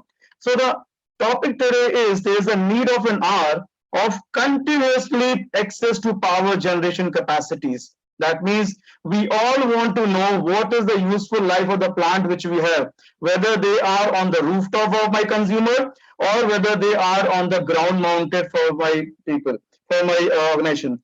So where they are on the rooftop of my consumers, as a utility, I want to know exactly how they are behaving and exactly how they have been actually consuming, they have been generating and then using like prosumers and also pushing into my grid, because that's going to help me in very important aspect is my power procurement planning and reduction of the operation cost. Very important aspect which is to be done and to be to be known from the part of the utilities from the rooftop. And the other element is the large scale developers, they want to know from their plant what is the return on investment. That means plant generation capacities and the useful life of the plant is actually telling in both the element, both the side of the prong. If you look at is one end, we are looking at the power procurement planning and operation cost reduction. Other thing I'm looking at my return on investment, try and look at. Now, what is the enabling fleet for that? If we are able to really study the plant better, that means the degradation level of the plant, which is the modules or the cell or the components, we would be able to achieve this objective, which is there, that means the generation capacity useful life, and that too using our contactless methods with technology interventions. This is where, my dear friends and my dear seniors, what we see is that for the plant overall efficiencies into the part of the solar depends on the three-stage model. The stage one is where we're looking at the conversions from the environment to DC generation, and DC is very important as because that is where the whole energy is pumped into the system. The second stage is where we're looking at the conversion from DC to the AC, and that's where the role of inverters, inverter efficiencies comes in and play a very important role. So at DC level, when there was impact of the characteristics and the constant of the cell and the panels and the entire environment, the other element is looking at part of how my additional components are working. And the third stage is what looking at how we are injecting into my network. And that injection level is actually telling in about what is my remaining life of the plant. And that is a very important aspect, because if we look at my stage 1 to stage 2, my stage 3 is my growth. That's what I have to harness, because my plant revenue depends upon the highest on the stage 1. If we're able to larger conversions there, we are able to derive a part of a maximum output. And this is, my dear friends, both for the rooftop as well as for the part of my ground mounted, because for the rooftop, we need to know and understand each and every consumers who have been there distributed all across my different roofs. And if we're able to arrange them, what is the nature of generation they would be able to do, and what is the nature of remaining life they can do, because this is where we are able to harness them into a better manner. So what is underlying factor for doing that? The underlying factor is to maximize the stage 1, the DC power, and how they're doing it by making the understanding of the solar modules and cell capacity. That means we are trying to understand what are the environmental impact on that, as well as what is the intrinsic factor which has been happening and making a change. And for that level, we bring in technological interventions like those of the AI, which is being used in doing the change. So when you're looking at a part of the technology, the deep learning is trying to enable that, wherein either a drone can play a role in trying to take an image from the camera for the plant, for the panels, or for the roof, or the cells, right, or for the entire strings which are being looked at, Or we are looking at a rooftop wherein somebody goes in and take a picture of the cell. That is what is only required, my dear friend, because after that, this is a whole process which is contactless, which has been running around of knowing the pattern on which this is being created, and then you are trying to pull out the information which is telling you what is the generation happening in methane and how does it happen. So friends, the first element comes in part of when you're looking at a part of the images, and that images which is being looking at using in either use of thermal cameras or use a cost-effective technology interventions to carve out those images, which is actually reflecting the environment much more better. Because if you're using different thermal cameras for different places, they may have different resolution, different type of hot balancing, cold balancing images. Wherein if you're using technology, they're able to get an image which is much more better. Now in this image, you can see it is reflecting the clear image of the part of yellow, which is deep blue, and the haze aspect. Same thing image, if you look at the part of dust, this is where when the dust has been enabled on this particular cell or a module. Now, the challenge is how you are able to try to bring into and harness and use it for the perspective of modeling.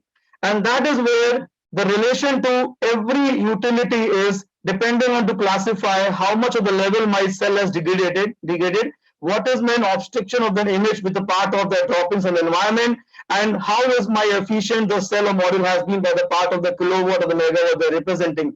So this is what is the value which has been driven by this particular methodology, which is nothing but trying to align and understand much more closer, whereas an unstructured image of a cell is being now given a kind of structured methodology. And that's where comes the science of material science and a little bit of metallurgy and a little bit of element of the environmental aspect is trying to bring around, say that if there are red areas, they are the one with the grid, but they are the prone to absorb the radiation. There are cold zones. There are the green zone, which is the impact of the light with barriers. There are light zones, which have been the area which is actually conducing power and giving, and there are shadow areas, which is actually the cold zones part of it. Now, this information is very vital to be used, because along with this, there are vital other parameters to be used when the part of extrinsic and intrinsic, which is the parameters external to the element of handling of the panel, and the intrinsic parameters, how the epoxy has been used, how the doping has been used, and what kind of panels have been used. So when conjugation for these two elements, you are actually trying to analyze the cell and the module at the same time, and what you do, you are actually looking in the impact of the sun. Now, sun and the morning, 9 o'clock, 11 o'clock, 1 o'clock, the different way the sun moves in. And that's a very different kind of scattering it moves. Look at the green, red color on the 11 o'clock, and the 1 p.m. it shows the blue, but the radiation happening more. So the part of radiations between the generation happening at the cell and the module level varies throughout the day. And this is where the different time of the day captures an information. Same way, the dust image. Look at the impact of dust, because dust also try to dampen the elements coming out, or the part of the bird droppings, and all those things will be happening around. So what we are doing is using a multi-model AI technique, which is trying to do a layering, and with this layering, you are actually applying a deep learning framework. On this deep learning framework, these different aspect of input has been passed to a different level of modeling, and the output is trying to give you what is the proportion of the shadow or a bird dropping or a dust on my image, which has been there on my module, or my entire cluster of the module which have been there. And this is actually helping you to convert data which was quite unknown, unstructured, you were not knowing, because this is where now the composition has come into a clustered model. We are trying to look at the entire cell or the module is a constituent of the cluster, which is you are able to now define with the variables, which is the environmental variables, along with the parameters from the cell, the parameters from the modules, and that's where you are trying to look at areas of the cell or module, the generation part, the absorption part, the reflection part, and the non-generation part. And this, my dear friend, goes into the part of the power relation which we have, the power relation with the EV and is trying to tell you about the what is the total output from the plant which has been coming out, which is a cell and the module and the string, based on these particular parameters clubbed together for doing it for various number of images. And that images can be taken by anyone, can be taken by drone, can be taken by any interventions. And then this, friends, what happened? Try to give you a model which will output. This has been an output, my dear friends, done for one of the very respectable organization in the India. And what the plant when studied, it was seen that the degradation level is not 1%, 2% as the module vendor says. It is 20% in the matter of 5 years, which is quite alarming, quite remarkable, which one has to see. And this is something, a power which tells you continuously every day onward how your plant is generating and how your plant is moving forward. So key takeaway over here is that we can know about better decision making by this for the power procurement aspect for the utilities. We can understand the health of the plant, and it can leverage to give the better financial decisions. And this is a cost saving on the O&M aspect. So these are some of the takeaways which is actually trying to make my utilities on the rooftop or on the ground mountains better on their operations and faster and better decision making power. Thank you. Thanks a lot for the time and opportunity to express our work into this particular space, which is the disruptions into the solar arena of calculations of residual life analysis. Thank you. Thank you, Mr. Gupta. And we have again seen the cutting edge applications of both algorithms and artificial intelligence.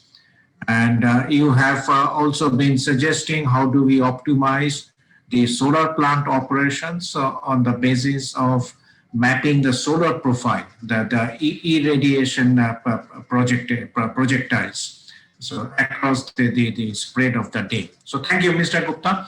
I understand that our last speaker, has had other arrangements, so Mr. Ankush Sharma would not be available. And before we conclude, Aishwarya or Sudasatta, is there any time for interactions? I don't see much of questions raised or hands raised, but do we just flip it around the speakers if they have any concluding remarks? Would you have time, or would you like us to close because we are almost there? It's almost 1:30, which is your closing time. So we can take about 7 to 8 minutes because then we have to prepare for the award ceremony as well. But definitely 8 minutes can be used.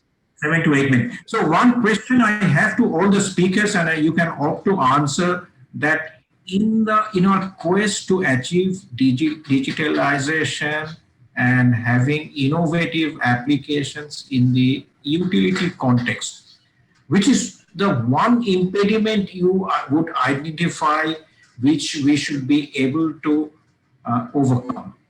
The question is open, right? So anyone can opt to answer. I think, sir, I would like to first answer the thing. For any digitalization and any IT based or digitalization based initiative which utility should take, the first and foremost thing which is very essential is the availability of data and data structure within their organization. We can't go ahead unless until those kind of data are available to harness the power of digitalization, AI or machine learning. It may take a year to develop the data in first. If we want to have some AI project, so it may. We have to start from day zero to initiate data handling and data reporting, all those kind of things. But this is, in my view, is very important right now, because to handle any kind of digitalization in future also, such formats and such old data will be very much required to learn machine algorithm itself to bring more efficiency. Thank you. Anyone else would like to comment, or can I flip the question? Yeah, so maybe I can add one very important aspect, as I also talked about, that we have one hand the real-time automation, in terms of SCADA, in terms of protection control, in terms of the entire network control and all, which is basically in terms of millisecond, and it has to be very, very deterministic. That means if there is a signal going to a circuit breaker for its tripping in 20 millisecond, it has to be 20 millisecond. It cannot be more. In case it is more, then it can really cause havoc in the system. It can lead to cascaded failure of the system, blackout. So that has to be in any case protected. And when we bring in the digital technologies, they are, they don't work in the real time the way, the automation, the SCADA and all protection and control they work. I think it needs a very good understanding of both the technologies, how to integrate them, so that you don't disrupt the system and also interruption in the system, which can lead to a lot of catastrophic kind of failures. So that is where I think it needs a very strong collaboration among different stakeholders with the utilities, and utilities, they have the experience. I see Mr.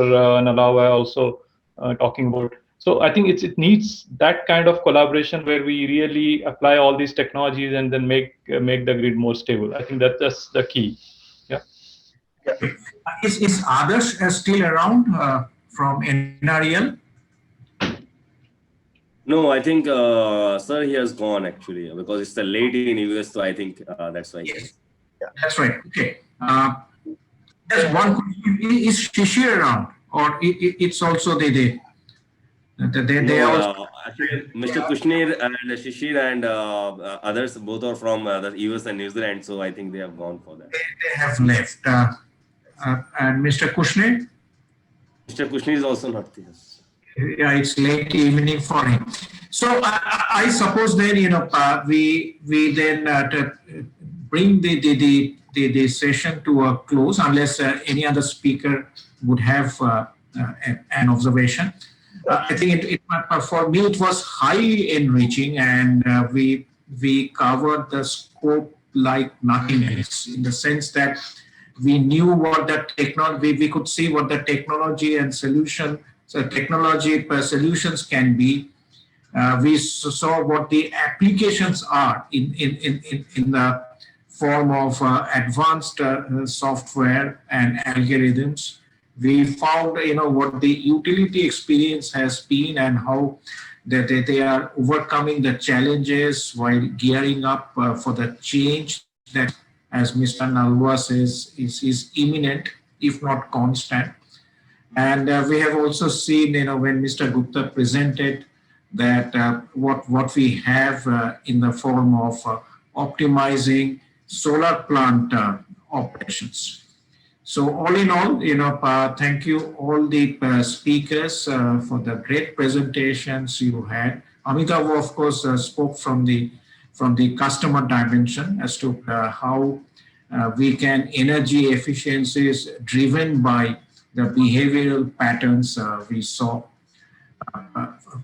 from examination of the smart meter data. So let me thank you, speakers, and thank you also the organizers for having an event which is contemporary and which has been highly enriching. Thank you.